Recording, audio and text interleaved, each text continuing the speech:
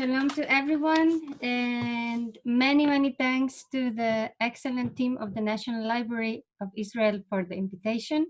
I am very pleased to give a lecture in these trying times all over the world. So as my research is focused on the study of Ladino texts, whenever I can, I love to spend time reading in the Sifriya Leumit, one of the richest collections of Ladino books in the world, which holds more than 2,000 Judeo-Spanish books, as well as numerous periodicals, manuscripts, and recordings. Since the library is closed these days, I'm happy to talk about some Ladino sources I have scanned there in the past.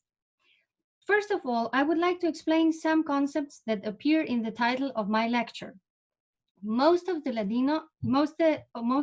literature in Ladino, which is also called Judeo-Spanish or Judaismo, was written by Sephardic Jews who, following their expulsion from the Iberian lands in the late 15th century, found refuge in the Ottoman Empire. The major part of Ladino literature, both religious and secular genres, was composed between the 16th and the 20th centuries. It was written in Hebrew letters, in a Romance language, a variety of Spanish that incorporates words and phrases from Hebrew, Aramaic, Turkish, Arabic, Greek, French, Italian, and some Slavic languages. Ladino scholars have to use resources from Jewish and Hispanic studies in their research, as well as other relevant disciplines, linguistics, literature, history, culture, religion, folklore, etc. So most of the Ladino works are written in so-called Rashi letters. You will soon see some text in it. And at the first glance, Ladino literature looks very much like Hebrew. But when one starts to read it, one realizes that it is written in a language of Romance origin. Because of this double or multiple identity of the Ladino literary production, Judeo-Spanish books generally don't have many readers. The same happens with Sephardi authors. Not many people know them. Since I work mostly on Sephardic authors from the Balkans, today I will speak about some authors from that region who wrote in Ladino and published their works in Belgrade, today the capital of Serbia, Sarajevo, the capital of Bosnia, and in Salonika. As you will see, Ladino texts are a valuable primary source to get information on Sephardic authors and their literary opus, especially from their title pages, prefaces, notes, epilogues, and advertisements. This kind of texts, supplied by authors, editors, printers, and publishers, accompany the author's main text, literary text normally, and are known as the paratext. I could have used the word paratext in the title of my lecture, but I didn't want to scare those who are not familiar with this term. So today I will give some examples of Ladino paratexts here in this lecture. I would like to mention the work of Professor Shlomo Berger, Zichrono Livracha, who studied paratexts in Yiddish. I was very much impressed by Berger's article, An Invitation to Buy and Read Paratexts of Yiddish Books in Amsterdam, that was published in 2004, and his book, Producing Redemption in Amsterdam, Early Modern Yiddish Books in Paratextual Perspective, that was published in Brill in 2013. There, he speaks about the importance of paratext to better understand the production of Yiddish books of the history of the book and the history of the book. Through the prism of Gérard Genet's theory about paratexts and dealing with other theorists on this subject, Berger studies the early modern Yiddish literature from the paratextual perspective. First, I will say something about books. It's Sifriya Leumit. So as all the books usually begin with the title page, I will also begin with this. Ladino title or cover pages, which usually greet the reader or buyer, were entirely in the publisher's domain. They mention the name of the authors of the book main text. Often it appears with the Hebrew title of the work, as well as explicitly with the full name in the lower part of the title page. However, many authors appear in a minor role on the title page. Many title pages of Ladino books were composed in Hebrew and Ladino, and are oriented to the commercial side of Sephardic publishing business, having in mind specific groups of potential Ladino readers. In many cases, they provide a brief guide for readers. For example, a text summing up the book's content, a succinct description of the book's purpose, and the order and organization of the text to convince readers to buy the book.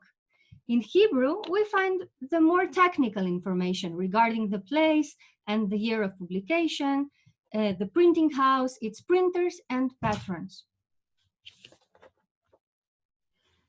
Let's have a look at the title page of a classical literary work, Ben HaMelech ve'Hanazir, The Prince and the Monk, the story of Buddha in its Ladino version, which was published in 1849 in Salonika.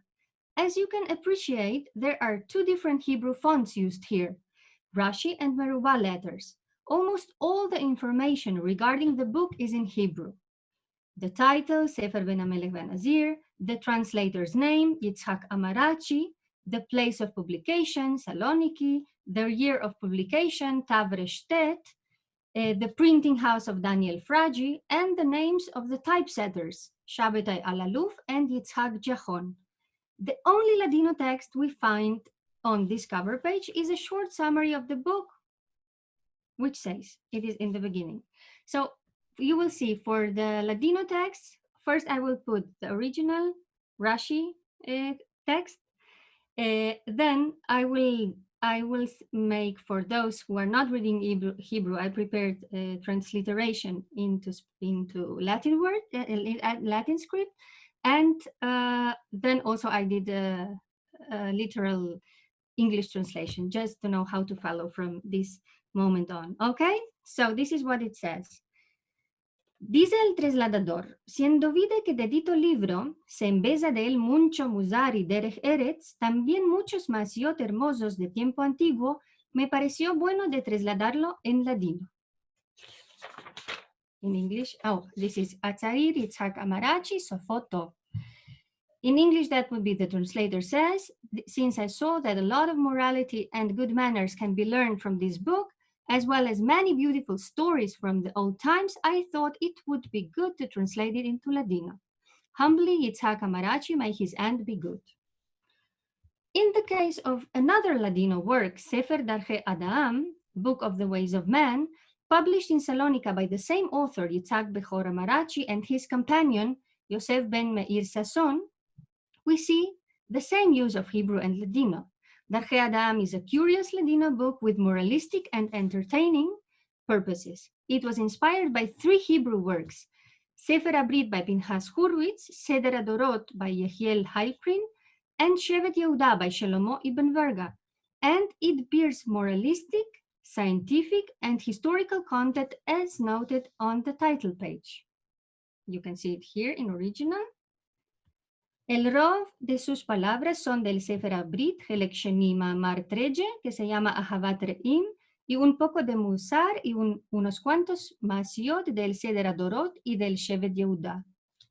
In English, most of its words are from Sefer Abrit, second volume, chapter 13, that is called The Love of Neighbors, and a little bit of morality and a few stories from Seder Adorot and Shevet Yehuda. Another interesting example is the cover page of Sefer Abrit, translated to Ladino by Chaim Abraham Benveniste and published in 1847 in Salonika. Here, the content of the book occupies almost all the space on the title page. Those who know what Sefer Abrit is about understand that it is difficult to summarize briefly its content. So it says about the content like this, and y le habló el lineal de los siete cielos, I won't read it. It's about everything, almost. So just to have an impression, I will leave it here in English also. And in the first paragraph, on the cover page, we learn that we are dealing with the second completed edition of the book, Sefer Abrit Ashalem, the complete book of the covenant, in Hebrew, which saw light in 1867 in Zolkiev, with many additions to the first one, which was published in 1797 in Grün, Brno, Moravia. This is how he describes this thing I just explained. So we won't read it because we don't have the whole day. Surprisingly, the name of the author is not mentioned at all. We read El Rav, which means the rabbi, without any further details. Obviously, since the name of the author does not appear, the name of the translator, printing house, and city of publications are also omitted, but we have the year of the publication and the names of the typesetters of the book, who are the same as in the case of Ben Hamelech Anazir, the first example we saw. So I thought that was interesting, not even putting the name of the author. We could see much more cover pages, but we will pass and say something about the literary process. So the richest and the most extensive Ladino paratexts are without any doubt introductions of the books, where we find very diverse information. The data provided in the introductions help us understand what is happening behind the scene. That means that a paratext in many cases offers information about the literary work we are dealing with in particular, and sometimes about the author's literary opus in general. Usually, Ladino books of religious content have two introductions, one in Hebrew and one in Ladino. Nivi Gomel wrote an article on Hebrew and Ladino prologues to the books for teaching Hebrew written in Ladino. Nevertheless, we still need to explore these subjects of Hebrew and Ladino introduction in other genres of rabbinic literature. From the prologues, on the one hand, we get acquainted with the microhistory of the published book, and on the other hand, we can get information about other books. In the case of Ladino books which were lost, burned in fires, and dispersed throughout the Ottoman Empire and beyond, it is of great importance to get this kind of information. Sometimes in the introductions of Ladino books, we can discover titles of books that were never published or are no longer extant. A good example of this is the introduction, Agdama, of the book entitled Mesa del Alma, Salonika 1568, the first abridged adaptation of the Shulchan Aruch in Ladino, written by Meir ben Shmuel ben Beniste and published during the lifetime of the author, Rabbi Yosef Karo. As stated in the introduction studied by Dov Cohen and Ora Schwarzwald, Benveniste planned to write at least two other Ladino guides for religious observance, Espejo de las Mujeres, a mirror of women, dedicated to the laws regarding Jewish women, and Tehilot Israel, a collection of prayers and blessings. Unfortunately, we have never seen these works yet, and we are not sure whether they exist or not. Nevertheless, even if Benveniste never managed to publish these two halachic works, it is important to know his intentions in order to be able to understand his life project of educating the Ladino reading public in the language his Sephardi brethren understood. In the introduction of Darchei Ada'am, already mentioned, written by Amarachi and Sasson, we find interesting information about the literary process in the elaboration of this curious book. As we explained, this Ladino work is a compilation of the best chapters of several Hebrew bestsellers adapted for the Sephardic reading public. In their notice to the readers, in the introduction of Darchei Ada'am, they openly acknowledge that they copied sections from these books and note that they added their own material too. So this is this very nice text they put here about copy pasting. I will leave it in English. We won't read it because we don't have enough time, I think. So although the notice is addressed to the readers, it points out the ability of mentioned authors to satisfy the needs of the Sephardic readership of the mid-19th century when they write the book, and their success in fulfilling their expectations. In comparison with the title pages, Ladino introductions reveal more information about the author and are actually one of the few places in Ladino book where the author can introduce himself and say something about his work and life. In the title of my lecture, I wanted to allude to the second chapter of Berger's book I cited before, entitled Getting Acquainted, because these paratexts indeed introduced us to some Sephardi authors who in most of the cases fell into oblivion or were actually never famous. Taking into account that Ladino books are rare books, it is to be expected that we are also dealing with rare authors. Most Ladino books published between the 16th and the 19th centuries are translations, adaptations, or abridged versions of Hebrew books. The Ladino translator enables Sephardic readers who do not know Hebrew to have access to classical words of Hebrew literature, so it is not a surprise that the author of Hebrew work leaves the Ladino translator in the shadow. Probably many Sephardic readers identify the first abridged adaptation of the Shulchan Aruch in Ladino with Yosef Karo, and not with its Ladino translator Meir ben Shmuel ben Beniste, who wrote Mezad el Alma, just to give one example. To understand how important the work done by the Ladino translator is, I want to mention Pele Yoetz, one of the most successful Musar books among Sephardic readers. It was originally written in Hebrew by Eliezer ben Yitzhak Papo and published in 1824 in Constantinople. As we read in the introduction to the first volume of the book in Ladino, to fulfill the wish of his father, the author's son, Yeudah ben Eliezer Papo, translated this work into Judeo-Spanish. The Ladino Pele Yoetz was published in 2 volumes in Vienna, 1870, 1872, and Salonika, 1899 and 1900.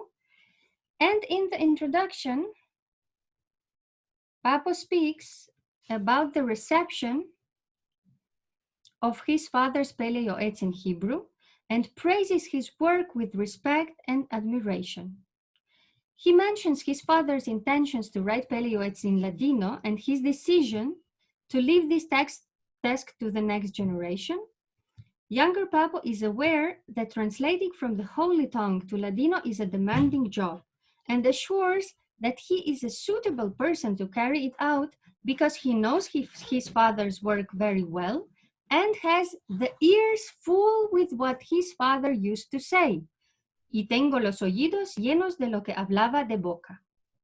As noted by Matthias Lehmann in 2005, who made an excellent study of this work, the younger Papo abbreviated some chapters and expanded others, freely rearranged the material from the Hebrew text, and even included other pieces of his father's writing unrelated to Pele Yoetz. He added some chapters to the original Hebrew version of this work, omitted some passages of Kabbalistic content, made different use of the stories or exempla, masiot, and meshalim used in the Ladino version, and introduced other differences in content, length, and style. Thus, it seems that today the term rewriting would be much more suitable than translation. Lehmann finds the reason for doing all these changes.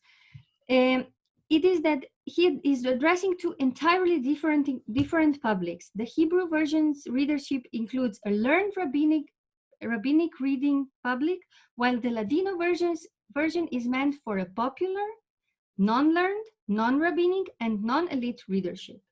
Without doubt, all these changes in Pele Yoetz in Ladino are younger Papo's response to modernity. This kind of translation, rewriting, or adaptation of Hebrew sources reminds us of authors already mentioned, Amarachi and Sasson, who copied from different Hebrew books and added their own materials, offering to their Sephardic readers 3 books for the price of 1.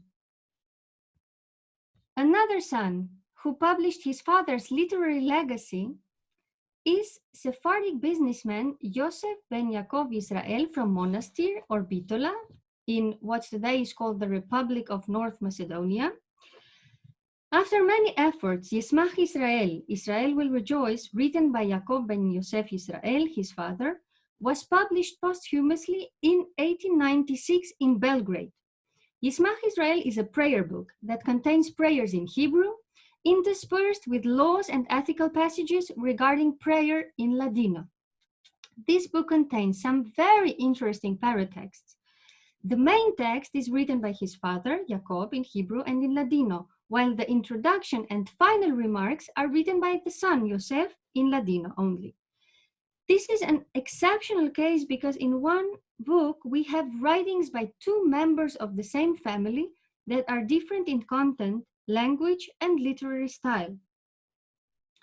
In the introductory paratext, Yosef introduces himself as the firstborn son of Yaakov ben Yosef Israel, Rabbi, Moreh Tzedek, and the Chacham at the Kollel in Monastir. He remembers his mother Hannah, who passed away young, and her sister Leah, his father's second wife, who was childless and still alive. His father was a great teacher to many young boys in Monastir and was active in the yeshiva that had been founded by his grandfather, Yosef Raphael Israel, 128 years before. This is a great example of what getting acquainted is. The part of the introduction about his family is very emotional. It is a wonderful ego document, term applied to this kind of paratexts used by Professor Avriel Bar-Levav, among others, which sheds light on this distinguished rabbinic family from Monastir. Yosef explains that his father left a manuscript containing many works in Hebrew and Ladino and begs God's help for him and his brother Raphael to be able to publish them. He laments that his brother and him are not rabbis, but merchants, and adds sincerely that sometimes they also study and that they will do everything to publish their father's work. He enumerates all his father's work, altogether 32 books of religious content. Yosef and Raphael only managed to publish 2 of them. So again, here we find valuable information on this Sephardic rabbi's literary opus, most of it probably lost forever. Yosef left Monastir and went to Vienna as an emissary for Shelichut, where he wanted to publish his father's Ladino writings, but was not successful because the printing house went out of business. He concludes the prologue with good news. 15 days after leaving Vienna, he visited Belgrade, where he managed to publish his father's manuscript Yismach Yosef in the well-known printing house of Shmuel Horowitz. Okay, so next to the personal and professional data about Sephardic authors, in introductory paratexts, authors or editors many times describe the difficulties encountered in printing Ladino books and collecting money to cover printing expenses. In many cases, we find in additional paratexts following the introduction itself, a list of the prenumeranti or subscribers who sponsored the printing of the book with their advance payments. Some rabbinic books from the Balkans include these lists of subscribers, which gives us an idea of the network of Sephardic readers in different Sephardic communities. Authors or publishers of books had to find and attract these subscribers. Some of them traveled around to promote their books. Others asked for financial help in the paratexts, in the beginning or at the end of the book, for their books to be published in the future. So that is the case of a famous Sephardic printer, Yaakov Yonah, from Salonika, who in the second half of the 19th century and the beginning of the 20th century published numerous Ladino books and booklets of miscellaneous content, stories, complas, poems, newspapers, articles, and so on. So among these, we find the second edition of Ben HaMelech VeHaNazir that was published also in Salonika in 1880. Here you have the cover page. In the publisher's introduction, Agdama del Estampador, Yonah begs readers to subscribe to the booklet in order to be able to cover the printing expenses and to earn a little bit of money to maintain his family. In exchange, he promises to come out with more beautiful booklets of this kind that are full of science. And yes, I will read this text. He says, Dunque, señores, vengo rogando a que vos abonéis en el dito librico porque pueda salir y quitar el gaste que yo sufro por pagar a la estampa y ganar una chica cosa por mantenición por mi familia. Espero que todos mis hermanos me ayudarán y con vuestras fuerzas espero traervos otros semejantes libricos hermosos de ciencia. The authors from the 19th century, two authors from the 19th century, Bosnian Rabbi Eliezer ben Shem Tov Papo from Sarajevo, Bosnia, and Macedonian Rabbi Yosef Jacob Yisrael from Monastir, already mentioned, had planned to print their books in Vienna, but were not able to do so, and finally printed their works in Belgrade.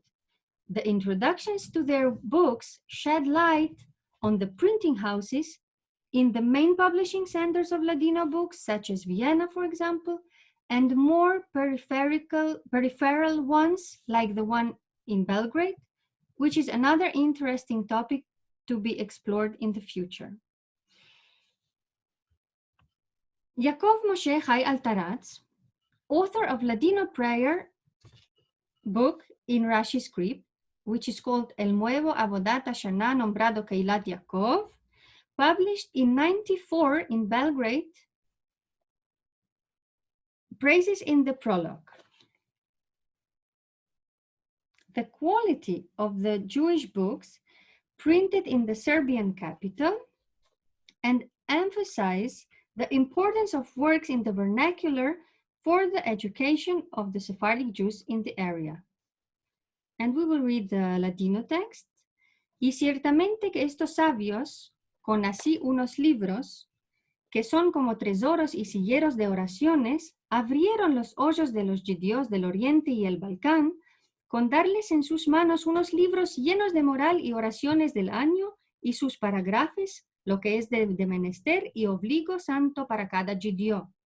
Verdaderamente que la ciudad de Belgrado siempre fue amada en la ley y la literatura judesma, y los más mayores libros, con estampa clara y bien arreglados, se estamparon en Belgrado, a según me darás adelante.